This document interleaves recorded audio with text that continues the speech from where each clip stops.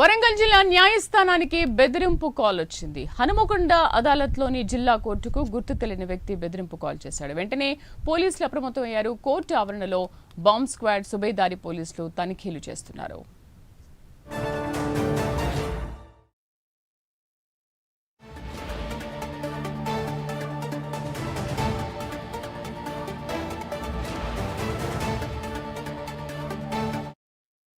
వరంగల్ జిల్లా న్యాయస్థానానికి బాంబు బెదిరింపు కాల్ వచ్చింది. హనుమకొండ అదాలత్లోని జిల్లా కోర్టుకు గుర్తు తెలియని వ్యక్తి బెదిరింపు కాల్ చేశాడు. వెంటనే పోలీసులు అప్రమత్తమయ్యారు.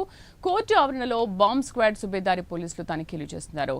మా కరెస్పాండెంట్ తిరుపతి పూర్తి సమాచారం అందిస్తారు. తిరుపతి, అసలు ఎవరు బెదిరింపు కాల్ చేసిన దుండగులు ఎవరు కనుక్కున్నారా? పోలీసుల దర్యాప్తు అయితే కొనసాగుతుంది శ్రీదేవి. హనుమకొండలోని అదాలత్ జంక్షన్ దగ్గర సమీపమైనటువంటి వరంగల్ జిల్లా న్యాయస్థానానికి బాంబు బెదిరింపు కాల్ వచ్చింది. అయితే ఈ 100 కు డయల్ చేసినట్టుగా సమాచారం అంతా. ఈ నేపథ్యంలో సుబేదారి పోలీసులు కావచ్చు, ఇటు బాంబు స్క్వాడ్ సంబంధించిన టీం అంతా కూడా కోర్టు ఆవరణకు చేరుకొని పూర్తిగా తనిఖీలు అయితే కొనసాగుతున్న పరిస్థితి కనబడుతుంది. ఫోన్ వచ్చినటువంటి వెంటనే పోలీసులు అప్రమత్తమై మొత్తం కూడా కోర్టు పరిసర ప్రాంతాలు కావచ్చు, కోర్టు బిల్డింగ్ లోపలంతా కూడా తనిఖీలు కొనసాగుతున్నటువంటి పరిస్థితి అయితే కనబడుతుంది. కొద్దిసేపటి క్రితమే ఆ కోర్టులో భద్రపరిచినటువంటి డినోటర్లను స్వాధీనం చేసినటువంటి పరిస్థితి కనబడుతుంది. అయితే గతంలో ఆ కొట్టుడిపోయినటువంటి కేసుకు సంబంధించినటువంటి డిటోనేటర్లు పోలీసులు స్వాధీనం చేసుకున్నట్టుగా తెలుస్తుంది. అయితే ఈ వరంగల్ జిల్లా న్యాయస్థానానికి బాంబు బెదిరింపు రావడంతో అందరూ ఒక్కసారిగా అసలు ఏం జరిగింది, ఎవరు ఫోన్ చేశారనేది భయాందోళన చెందినటువంటి ఆ పరిస్థితి కనబడితే ఇంకా డాగ్ స్క్వాడ్ కి సంబంధించి కావచ్చు, సుబేదారి పోలీసులకు సంబంధించినటువంటి తనిఖీలు అయితే కొనసాగుతున్నాయి. పూర్తిగా తనిఖీలు కొనసాగిన తర్వాత అసలు ఎవరు కాల్ చేశారు, ఎక్కడి నుంచి కాల్ వచ్చింది, ఆ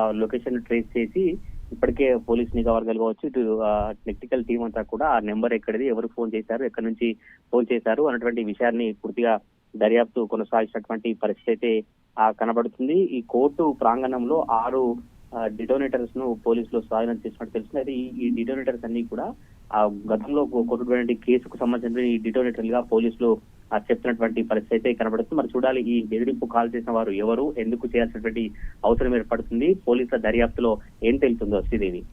రైట్ తిరుపతి, థ్యాంక్ యూ.